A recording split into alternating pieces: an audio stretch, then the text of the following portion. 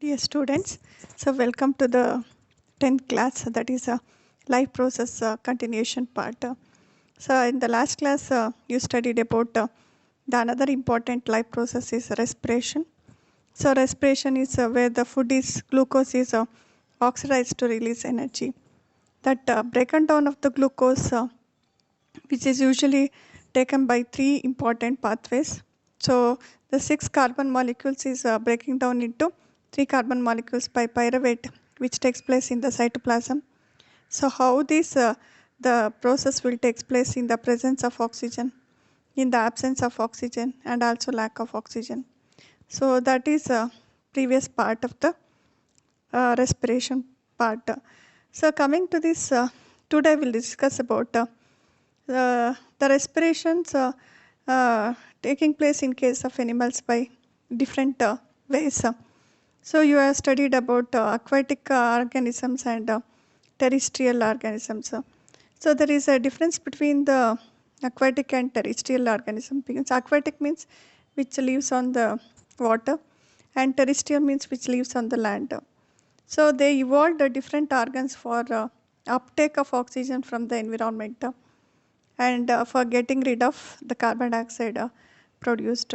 So usually the terrestrial animals can breathe the oxygens directly from the atmosphere, but in case of the animals which is living in water, that is aquatic organism, they usually take dissolved oxygen. That is dissolved means ನೀರಿನಲ್ಲಿ ಕರಗಿರುವಂಥ ಆಕ್ಸಿಜನನ್ನು ತಗೊಳುತ್ತೆ. But since the amount of oxygen usually taken by this aquatic organism is low compared to that of amount of oxygen taken by the terrestrial organism. So here the rate of breathing in the case of aquatic organism is much faster. Why? Because the oxygen ಪ್ರಮಾಣ ಏನಾಗಿದೆ ಅದರಲ್ಲಿ ಕಮ್ಮಿ ಇದೆ. So they breathe much faster and then seen in terrestrial organism. And especially here one activities they have given. Observe the fish in an aquarium. They open and close their mouth and the gill slits. So because gill slit is an organ that are used for respiratory purposes. So or the operculum, we call it gill slits or operculum, which covers the gill slits behind their eyes, also open and close. What is the reason? Because just I told that in case of aquatic organism, the breathing rate is especially the breathing rate in case of the aquatic organism is much faster when compared to that of terrestrial organism. So fishes usually take in water through their mouth, and that is why they open and close their mouth and force it pass through the gills. That what the oxygen, dissolved oxygen is taken through the mouth, they pass through the gills where the dissolved oxygen is taken up by the blood. Here they asked one question. Are the timings of the opening and closing of the mouth and gill slits are coordinated in some manner? Yes.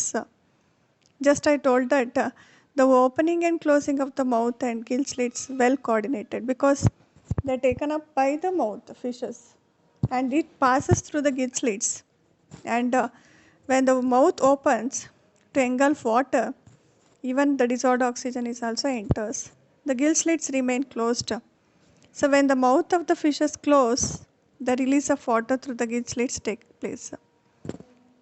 So this is to provide sufficient time for the exchange of gases over the gills. I think you have understood the opening and closing of the mouth and gills are very coordinated, well coordinated. So when the mouth opens to engulf water, the gill slits remain closed. When the mouth is open, gill slits are remain closed. When the mouth of the fish is closes, the release of water through the gill slits taken place. So it passes the whatever the engulf water is taken by this mouth, it passes through the gill slits. So that is an alternate coordination by these two mechanism, and this is to provide sufficient time for exchange of gases over the gills.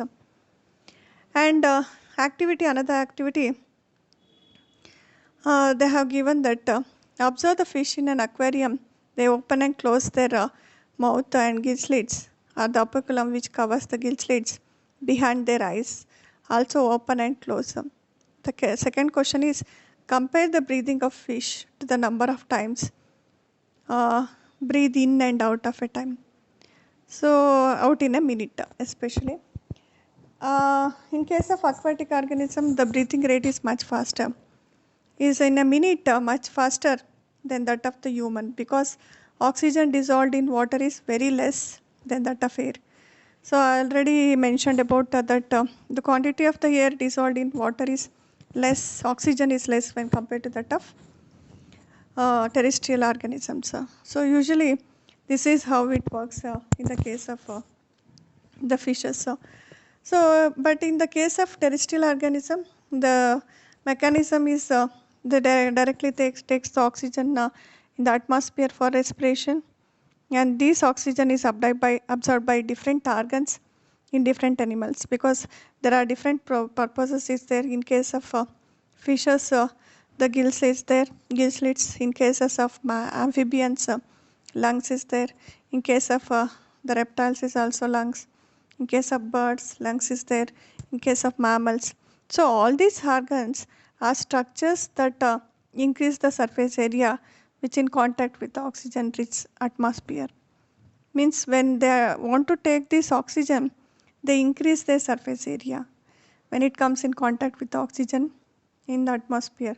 Since the exchange of oxygen and carbon dioxide has to take place across this surface, and usually the surface always will be very fine and delicate. So in order to protect this surface, it is usually placed within the body. So that is why the surface is very fine and delicate. In order to protect this surface, so they are usually placed within the body. So have to passages that will air is enter into this area. So that is a mechanism for air in and out of this area where the oxygen is absorbed. So this is how it takes place in case of the terrestrial organisms. So, but in case of human beings, now we are talking about the mammals, especially the vertebrates, that is human beings. In case of human beings, the air is taken into the body through the nostrils. So you have studied about how the alimentary canals work in case of digestive system. Here also the respiration process in case of human beings is taken by the main organs. So that main organs of the respiratory system side start from nostrils. Nostrils means ಮೂಗಿನ ಹೊಳ್ಳೆ ಅಂತ ಕರಿತೀವಿ. That is nasal cavity. That is nostril. From the nostril it enters into the nasal cavity. From the nasal cavity it enters into the pharynx. Pharynx, it is a passage, and from there it enters into the larynx. Larynx is a voice box. From there it enters into the trachea. From the trachea it enters into the bronchi. That is, you can see here, and inside the bronchi there is bronchioles. The branches are present is called bronchioles, and that is called lungs. And in the bronchioles there is a branches at the end, that portions which is ಒಂಥರ ಗೂಡು ಇದ್ದಂಗಿದೆ, that is what is called as alveoli. So ಕನ್ನಡದಲ್ಲಿ ಪುಪ್ಪಸಕ ಅಂತ ಕರಿತೀವಿ, and the last part is that is a diaphragm. These are the respiratory part system which is taking place in case of human beings. So first we'll discuss about how this air is entered into this passage. So air enters through the nostrils. That is, it is filtered by fine airs and line the passage, because the air is usually enter through the nostrils, and there are nearly fine airs are present and mucus trapping the dust particles. Why these airs and mucus is present?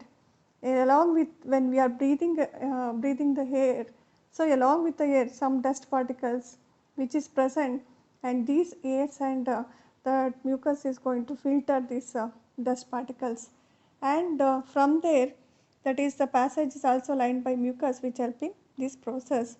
From that, air passes through throat, that is it passes through the pharynx. Pharynx I already told in case of digestive system, that is it is a the two pipes are present, that is food pipe and windpipe. When we are taking the food, the windpipe is closed. When we are taking the air, the food pipe is closed. There is one lid is called epiglottis. From there the air is passed through the pharynx. From the pharynx it enters into the larynx. Larynx is a voice box. So from there it is passes through the throat, and from there it enters into the, that is larynx. Afterwards it enters into the trachea. Trachea is modified in such a way that it consists of a cartilaginous ring structures. It is like a ring thara irutte structures, which is you can see observed in this case, that is a ring structures is present, and from there the trachea is, it consists of a ring of cartilage, which why it is in the form of a ring of cartilage, because it ensures that the air passages does not collapse. That is why the trachea itself is modified as a ring structures. So from there the air passes before enter into the lungs. One thing I have to mention here, there are two lungs are present. One is left lung and another one is right lung. So usually always the left lung is smaller when compared to that of right lung. Why? Because on the left side, that is heart is situated near the lungs, behind the in front of the lungs. That is why that usually you can observe here. So that is always the left lung is smaller when compared to the right lung. So from the trachea the air passes through the within the lungs. These lungs passages is divided into two parts, that is smaller and smaller tubes finally terminate into, that is into tubes, smaller tubes, that is called bronchus anta kariತೀವಿ. Here if you observe that here nearly the two bronchus is present. From there the air enters into the bronchioles. Bronchioles ಅಂದರೆ ಅದರ ಬ್ರಾಂಚ್ಗಳು. ನೀವಂಗೆ ಮರದ್ದು ಕೊಂಬೆಗಳನ್ನು ನೋಡಿರ್ತೀರಲ್ಲ, ಅದೇ ಥರ there are two bronchus are present. One is bronchus is a plural, ಬಹುವಚನ ಅಂತ ಕರಿತೀವಿ. Bronchi ಅಂದರೆ singular ಅಂತ ಕರಿತೀವಿ. So there are two bronchus are present. Within the bronchus there is further divided, that is called bronchioles ಅಂತ ಕರಿತೀವಿ. And at the end of these bronchioles you can observe here this that is ಏನಂತ ಕರಿತೀವಿ, there is a collection of this there is a exchange of gases will takes place, and that part is called as alveoli. At the end of the bronchioles, so ಗೊನೆ ಇರುತ್ತಲ್ಲ, last end of the ಭಾಗನ, so ಅದನ್ನು ಏನಂತ ಕರಿತೀವಿ, alveoli ಅಂತ ಕರಿತೀವಿ. ಕನ್ನಡದಲ್ಲಿ ಇದನ್ನು ಪುಪ್ಪಸಕ ಅಂತ ಕರಿತೀವಿ. So where there is exchange of the gases will takes place, and from there the oxygen is taken to the blood by this hemoglobin. So hemoglobin, all of you know that it is a transporter which transport oxygen and carbon dioxide to the blood. So what it will do, at the end of this alveoli there is oxygen is stored and even carbon dioxide is present. So the hemoglobin, what it will do, so that takes this oxygen which is necessary. There is alveoli and hemoglobin ಏನು ಮಾಡುತ್ತೆ, exchange ಮಾಡ್ಕೊಳ್ಳುತ್ತೆ. So usually hemoglobin already they taken this carbon dioxide from the cells, so and it provide to the alveoli, and alveoli what they will give the oxygen to the hemoglobin, and this hemoglobin take this oxygen to the blood, and whatever this carbon dioxide is stored in this alveoli, again it enters into the carbon dioxide, it enters into the bronchioles. From the bronchioles it enters into the bronchus. From there it enters into the trachea. From the trachea, larynx, pharynx, and finally it exits through the nasal cavity. So this is how the exchange of gases will take place in case of the human beings, how the respiratory system works. So here the blood, it is it helps in providing the carbon dioxide and oxygen. So there is a exchange of gases will take place especially during this process. Once again I will repeat the process. The first, the air enter through the nostrils, where there is a fine hairs and the mucus is present, which prevents the dust particles which enters into the that is through the nasal cavity. And from the nasal cavity it enter into the pharynx. From the pharynx it enters into the larynx. From there it enters into the trachea. So trachea, why? Because it is a cartilaginous. Cartilaginous andre it is another type of that is a um, dense connective tissues, that is hard connective tissue. So not it is like a type of bone, but it is somewhat it is flexible. So that ring shape, why it is present? Because it does not collapse the which air enters into this part. So that is why ring structure is present. From there the lungs is divided into two parts, that is called bronchus, smaller and tubes, that is called bronchus, and the one is left bronchus, another one is right bronchus, and these further bronchus is divided into bronchioles. From there it enters into the alveoli. So alveoli is like a, it consists of capillaries is there, arteries, can you see the red color arteries are present, blue color veins are present, and from there is the exchange of gases will takes place. From that the oxygen is taken to the hemoglobin to the blood, and it carries to the cells, because cells require this oxygen and they use up this oxygen and they release carbon dioxide, and they again hemoglobin will take this carbon dioxide and it give to the alveoli. From the alveoli it again enters into the bronchioles. From the bronchioles, bronchus, through the trachea, from larynx, pharynx, finally it exits through the pharynx. So this is how the mechanism work in case of human respiratory system.